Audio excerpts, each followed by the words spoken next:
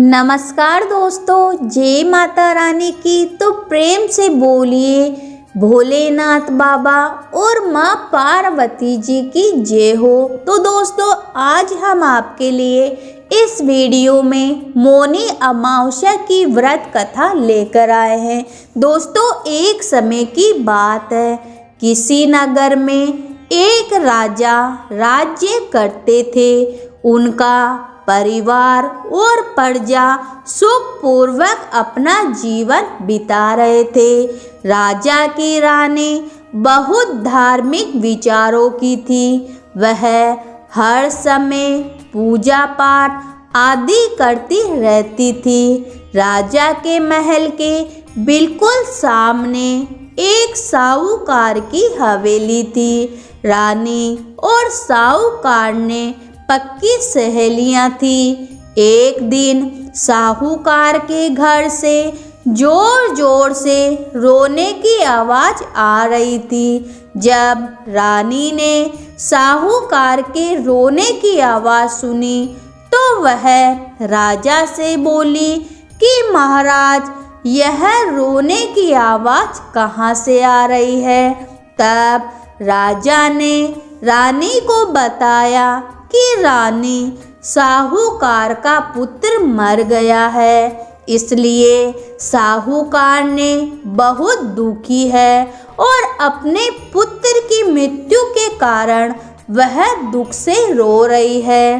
तब रानी ने राजा से पूछा कि महाराज, यह दुख क्या होता है। तो राजा बोला कि उसका बेटा मर गया है, इसलिए वह दोनों दुखी है। रानी ने फिर पूछा, लेकिन महाराज, यह दुख क्या होता है, मैं समझ नहीं पा रही हूँ। तब राजा सोच में पड़ गया कि अब मैं रानी को कैसे समझाऊं कि दुख क्या होता है। गुस्से में आकर राजा ने रानी से कहा, तुम्हारे पुत्र की मृत्यु हो जाए तब तुम्हें पता चलेगा कि दुख क्या होता है। जाओ अपने पुत्र को मार दो तो तुम्हें पता चल जाएगा कि दुख क्या होता है। ऐसा कहकर राजा वहाँ से चला गया। तब रानी ने राजा की बात मानकर वैसा ही किया और अपने महल की छत से अपने बेटे को नीचे गिरा दिया। लेकिन भगवान की कृपा से राजा का बेटा बच गया। अब राजा अपने बेटे को देखने के लिए उसके पास दौड़ा और दौड़ता हुआ आया तो देखता है कि उसका बेटा सामने से चला आ रहा है। उसे देखकर राजा को बहुत आश्चर्य हुआ। इतनी ऊपर से गिरने पर भी उसके बेटे को एक खरोंच तक भी नहीं लगी। तब रानी ने राजा से फिर से वही सवाल किया कि महाराज, अब बताइए दुख क्या होता है। तो राजा बोला कि पड़ोसी राज्य के सैनिक युद्ध कर रहे हैं और अब मैं अकेला ही उनसे लड़ने जाऊंगा।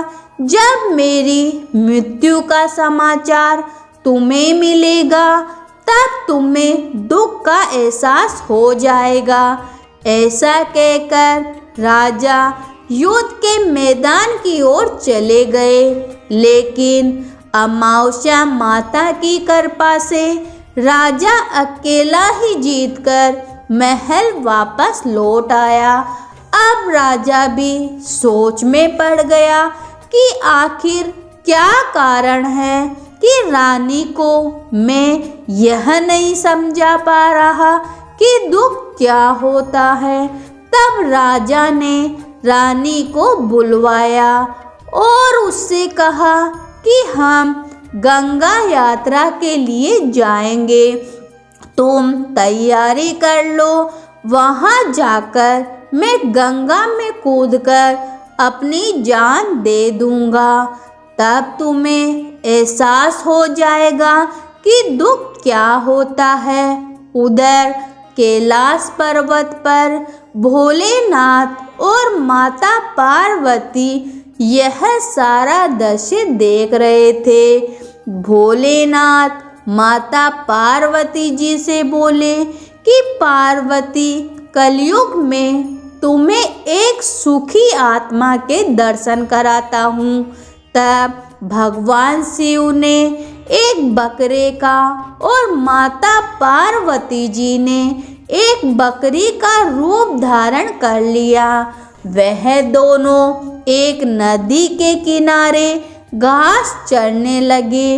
इतने में राजा और रानी की सवारी वहां आ पहुंची। सुंदर नदी को देखकर रानी राजा से बोली कि हे राजन, हम यही विश्राम कर लेते हैं और फिर आगे बढ़ेंगे।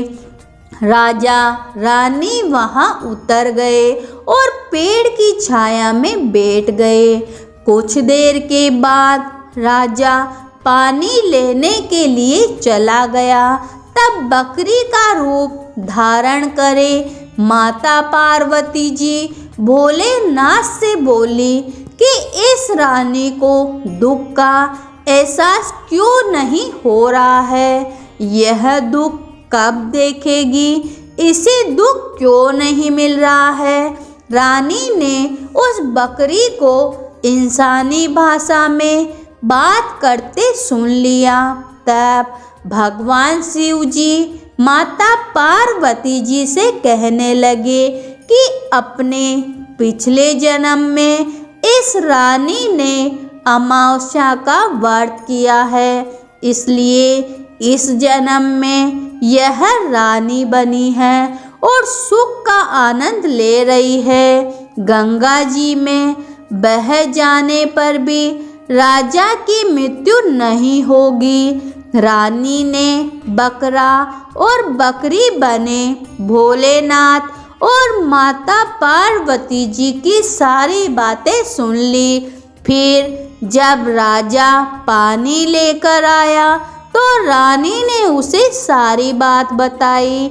वापस दोनों अपने महल को लौट आए और राजा ने अपने राज्य में घोषणा करवा दी कि अब से सभी लोग अमावस्या का व्रत करेंगे। राजा खुद भी अमावस्या की पूजा और व्रत करने लगा। जब अमावस्या माता जय हो भोलेनाथ रिपीट। तो दोस्तों, आज की कहानी आपको कैसी लगी, आप हमें कमेंट बॉक्स में जय हो भोलेनाथ, जय हो माता पार्वती की आप लिखकर जरूर भेजिए। तो प्रेम से बोलिए भगवान शिव जी और माता पार्वती जी की जय हो। अब गणेश जी महाराज की कहानी। एक समय की बात है, एक गांव में एक माँ और बेटी रहती थी। वे रोजाना सूरज भगवान की, गणेश जी भगवान की, पतवारी माता की, तुलसी माता की, बड़ देवता की पूजा पाठ किया करती थी। फिर भोजन बनाती और फिर भोजन खाया करती थी। ऐसा करते हुए बहुत साल बीत गए थे। एक दिन बेटी को देखने वाले आए। बुढ़िया माई ने कहा कि मेरी बेटी के तो बहुत सारे नियम हैं, जो भी ये सभी नियम निभाएगा मैं उसे ही अपनी बेटी दूंगी। लड़के वालों ने कहा कि तुम्हारी बेटी के क्या नियम हैं? तब बुढ़िया माई ने कहा कि मेरी बेटी के बहुत सारे नियम हैं। लड़के वालों ने कहा कि हम सब उसके नियम निभा लेंगे। दोनों पक्ष राजी हो गए। शादी बेटी की हो गई और बेटी खुशी खुशी अपने ससुराल पहुंच गई। 4-6 महीने नियम चलता रहा। एक दिन उसके घर में झगड़ा हो गया। सास जिठानियाँ कहने लगी कि ये बाद में आकर भी देव देव करती है, सारा काम हम ही क्यों करें। दूसरे दिन सवेरे छोटी बहू उठी और स्नान ध्यान से निर्वत होकर पूजा पाठ को निकली। तब सास जिठानियाँ कहने लगी कि कहाँ चली बहू, कल इतना झगड़ा हुआ, देखा नहीं क्या, घर के काम धंधे में ध्यान दो।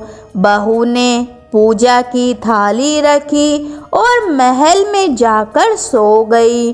भूखी प्यासी 2-3 दिन तक सोती रही। गणेश जी भगवान सपने में आए। बहू सोती है या जागती है?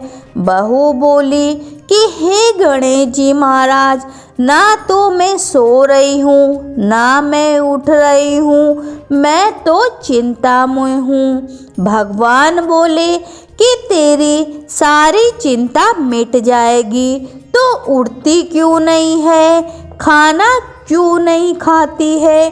बहू बोली कि गणेश जी महाराज कैसे खाऊं, सास बाहर नहीं जाने जाती, पूजा पाठ नहीं कर सकती।